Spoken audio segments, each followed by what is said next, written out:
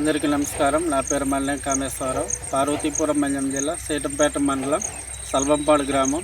నేను 4 ఎకరాల్లో 50 సెంట్లు వరి పొలం ఉన్నది. ఈ వరి పొలంలో ఏప్రిల్ 25 డేట్న PMDS డబల్ కిట్ అనేది వేయడం జరిగింది.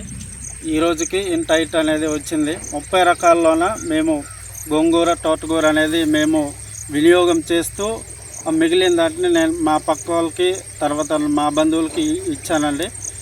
మిగిలిన అమ్మిన దాంట్లోనే ఒక 1200 రూపాయలు అనేది రావడం జరిగింది. అలాగే మళ్ళీ ఈ PMDS అనేది 10-15 రోజులు ఉంచిన తర్వాత కలిగి దున్నేసి ఏదైతే ప్రధాన పంట వరి ఉన్నదో చిట్టుముచ్చాలు అనేది నేను ఈ పొలంలో వేయడం అనేది జరుగుతుంది.